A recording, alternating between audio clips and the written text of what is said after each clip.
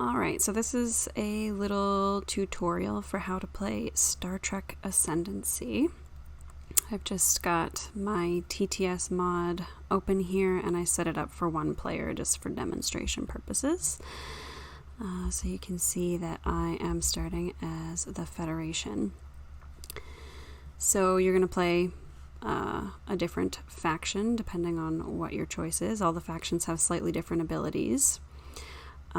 The way that you win this game, there's two different ways you can possibly win. One is through Ascendancy, and that would be by acquiring 5 of these Ascendancy tokens.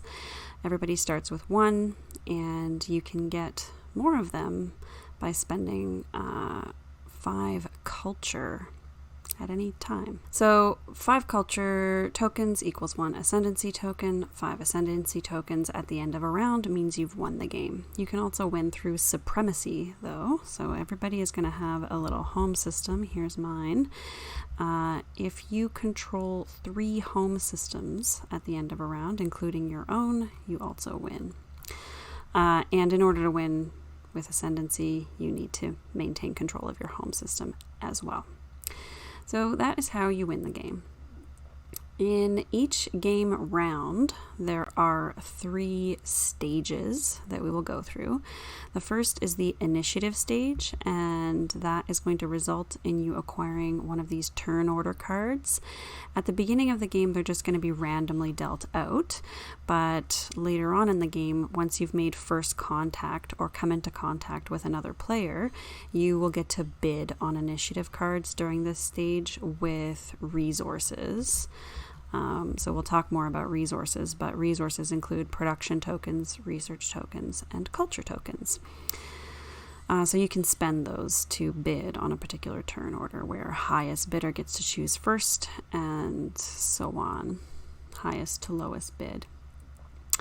So after the initiative stage, we've figured out the order that play is going to occur in. Then we have the execution stage, which is sort of the biggest stage of the game. Each player takes their turn during the execution stage and does their whole turn, and then it moves on to the next person in initiative order. So your turn consists of 2 phases, a building phase and a command phase.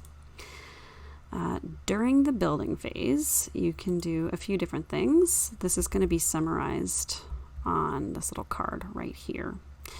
So if you want, you can build a starship. It costs 1 production resource per ship. You can build these ships at a starbase that you control or at your home system.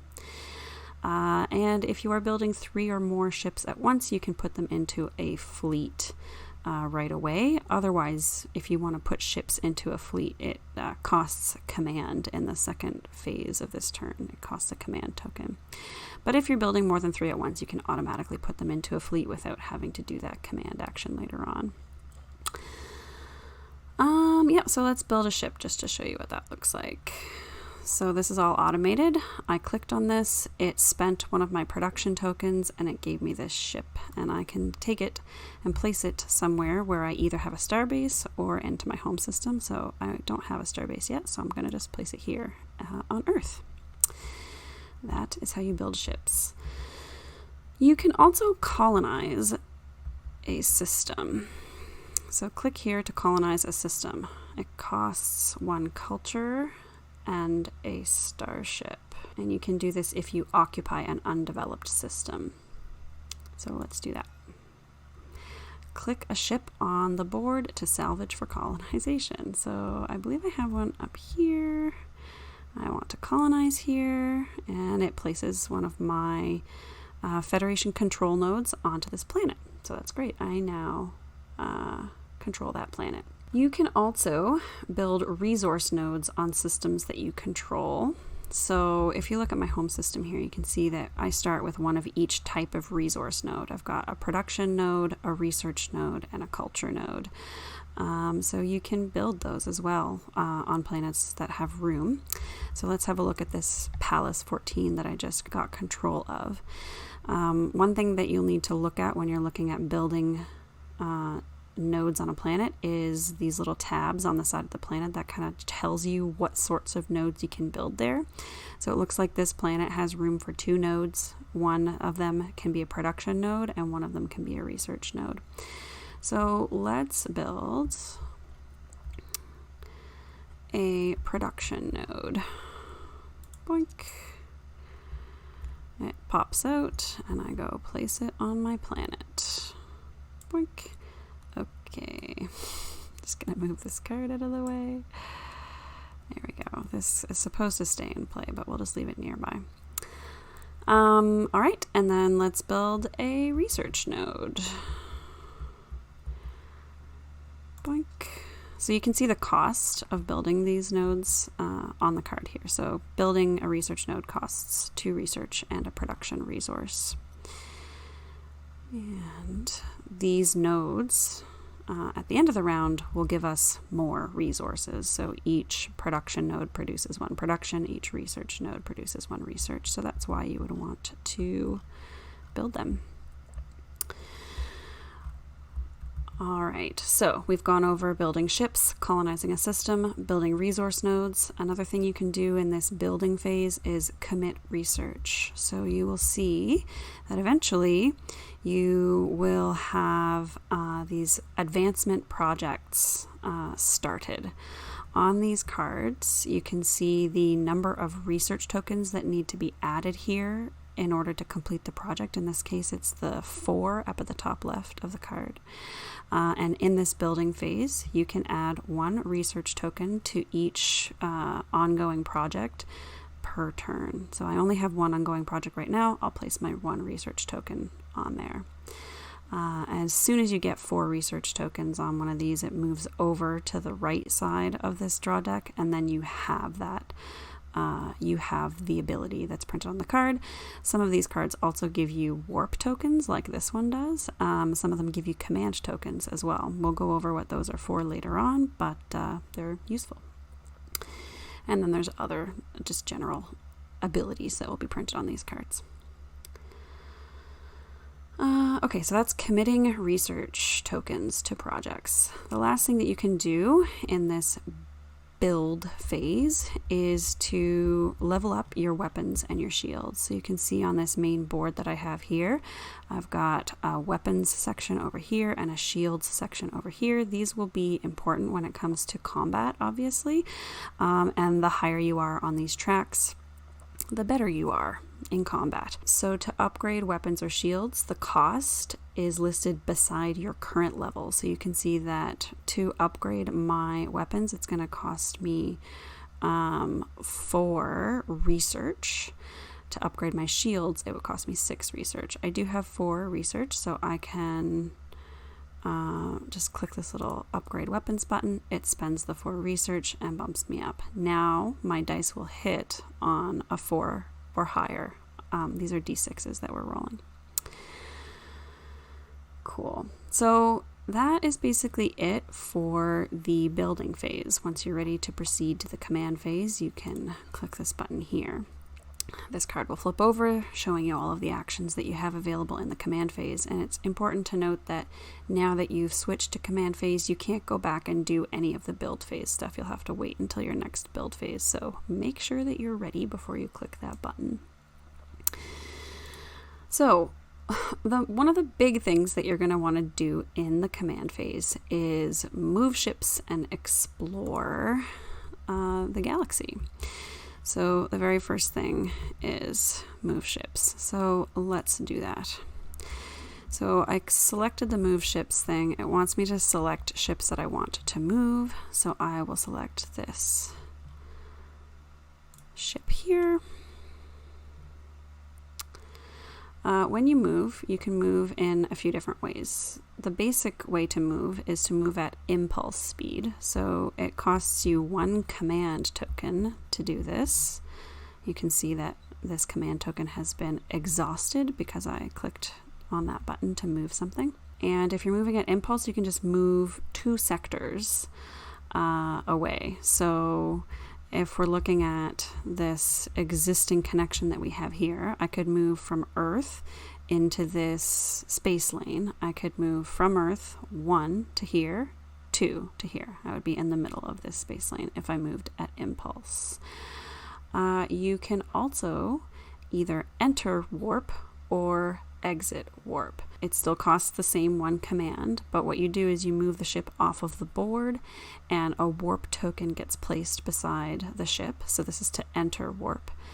At the end of each round, any ships that are in warp accumulate additional warp tokens, and you can also spend additional command tokens to add more warp tokens to any ship that's currently in warp. Then, when you want to actually move the ship, you use a command token to exit warp, and you will move that ship or the fleet, if it's a fleet, a number of systems that's equal to the number of warp tokens that have accumulated, and you can add to that the number of warp tokens pictured on your advancements. So I mentioned earlier that some of these advancements have the little warp symbol on them, and that's what they're used for. So if I had completed this advancement, I would have a default +1 warp on every warp movement that I did. So that can be pretty powerful when it accumulates. So yeah, once you exit warp, you'll move that many systems. So the power of warp is that you don't have to count the little sectors in the space lanes, you count systems. So let's give you an example. So I'm going to move this Federation ship into warp, which you do just by dragging it off of the tile. And let's say I don't need to actually add any more warp tokens because it has one on it by default just by putting it into warp. So I will exit warp.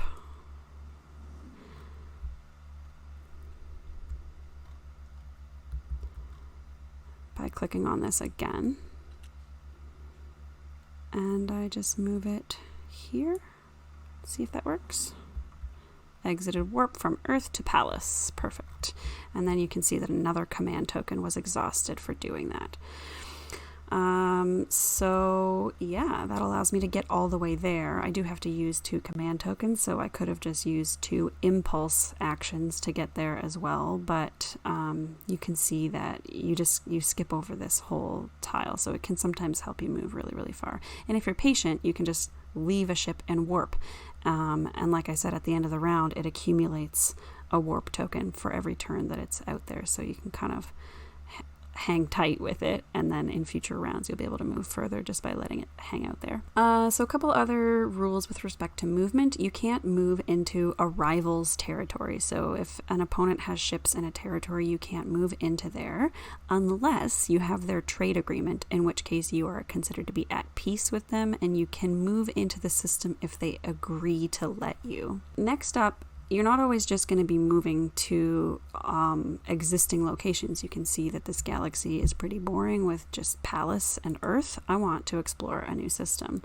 So to explore a new system from somewhere, you need to make sure, first of all, that you're going to be able to add a new space lane to that tile. Each tile has a number of space lanes, a maximum number of space lanes that can be added to it. So you can see Earth has 4. So it only has 1 attached to it right now, which means I'm good to go to add a new space lane. Then I'm going to roll the space lane die. So I need to move.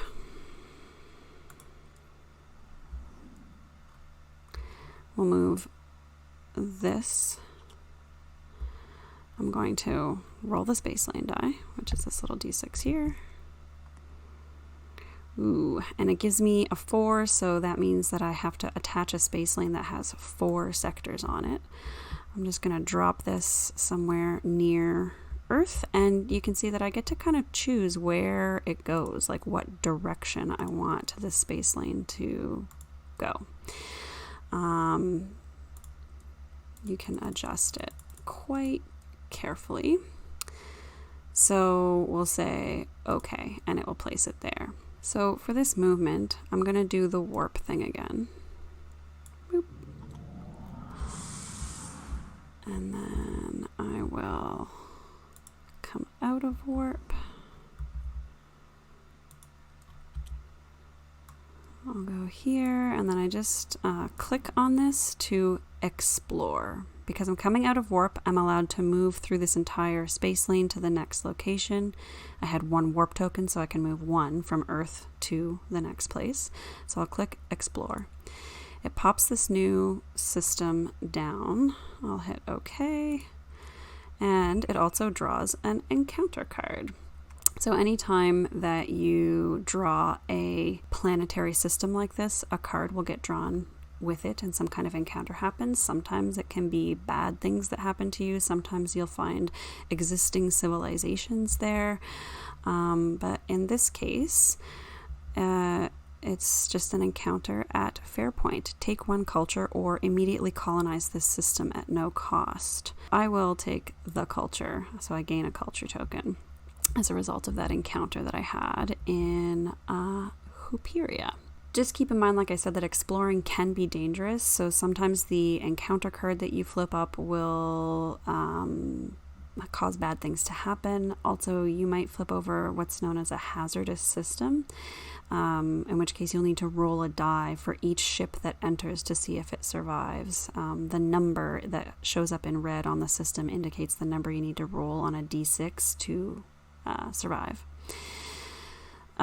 These 2 systems that we have up here are planetary systems, but you can also get something called a phenomenon, which is a different type of system. It doesn't have a planet that you can colonize, but it accumulates research tokens. And when you brave the hazard by going into the phenomenon, or just braving the hazard while you're in a phenomenon already, you can collect. If you succeed, you can, if your ships survive, you can collect the research tokens that accumulated there.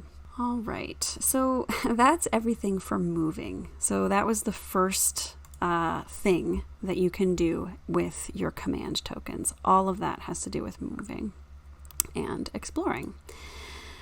You can also use command tokens to battle. So you spend 1 command token to fight somebody else who is in the same space as you or in an adjacent sector. Both players will simultaneously roll dice equal to the number of participating ships and star bases that they have in the systems.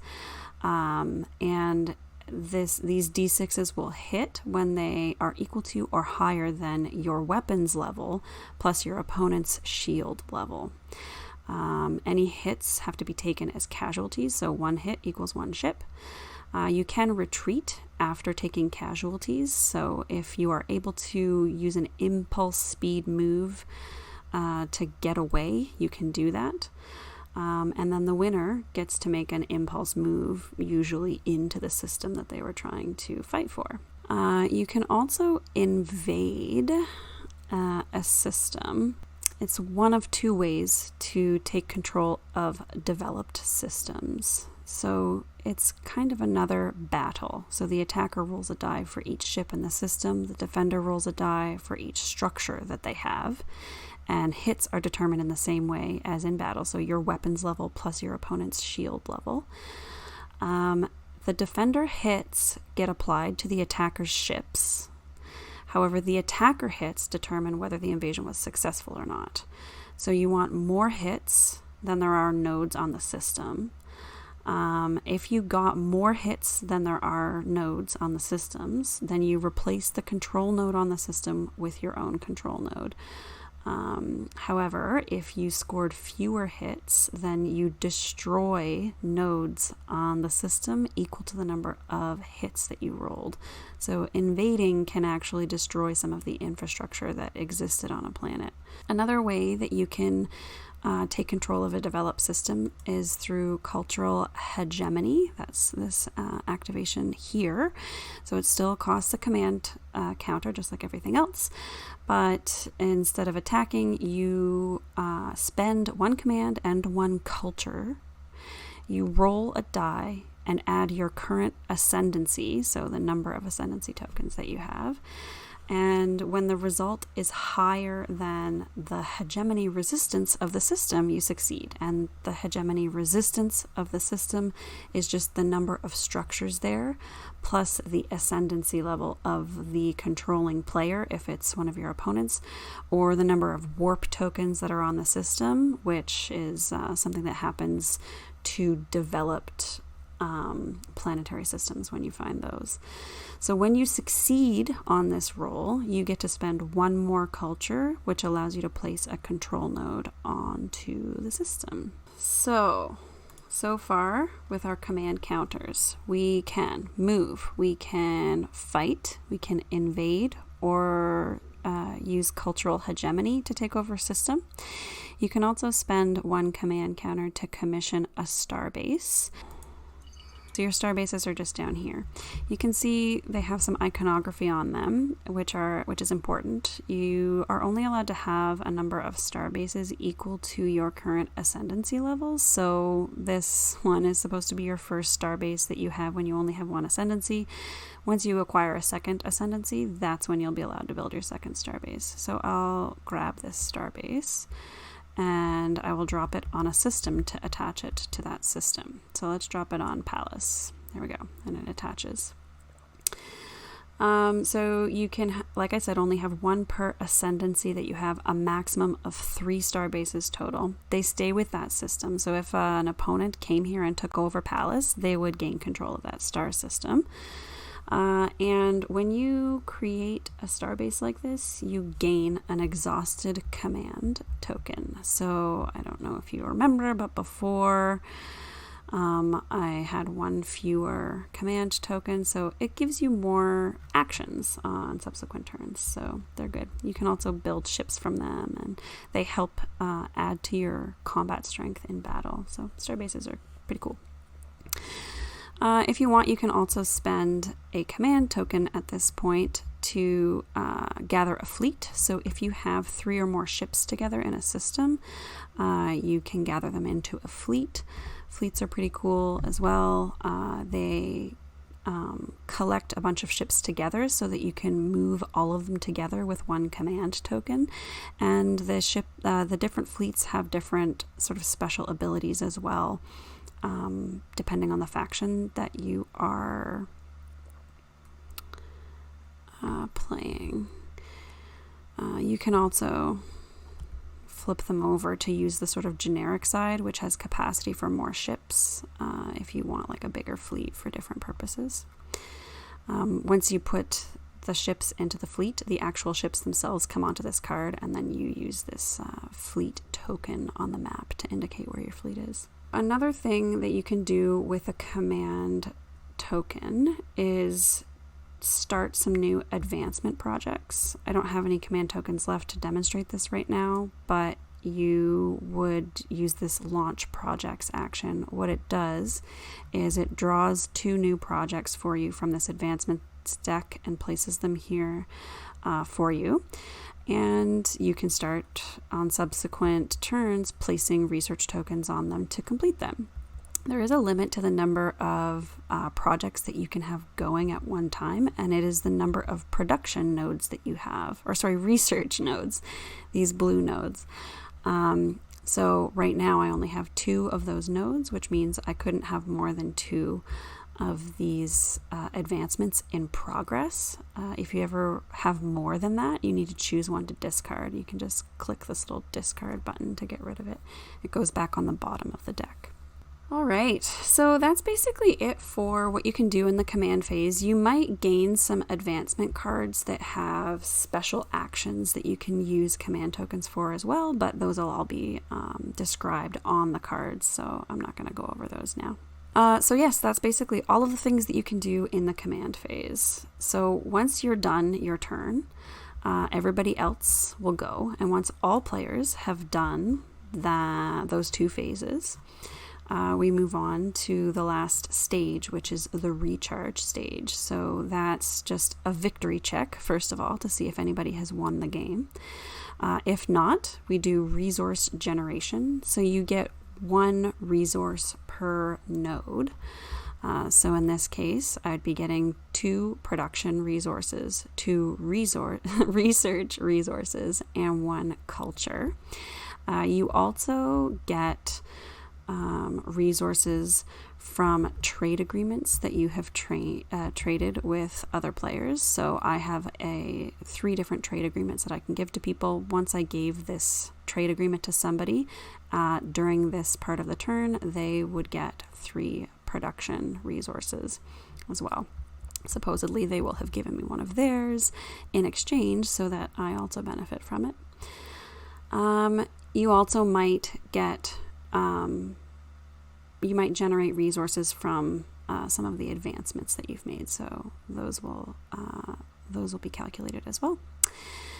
After resource generation is maintenance, so you will be refreshing anything that you have exhausted. Usually it would be these command tokens, but other things as well, anything that's been exhausted.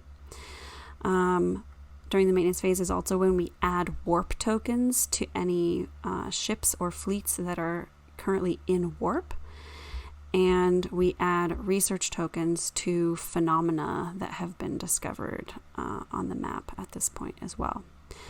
Once that's done, we start again at the beginning of the round with the initiative stage, and we keep going like that until somebody has won the game. That is basically it. We do the recharge, and now we're ready for initiative stage. Okay, so you can see that it refreshed all of my command tokens and all that. So that's basically it. Thanks for watching. I hope it was informative. Let me know if you have any questions.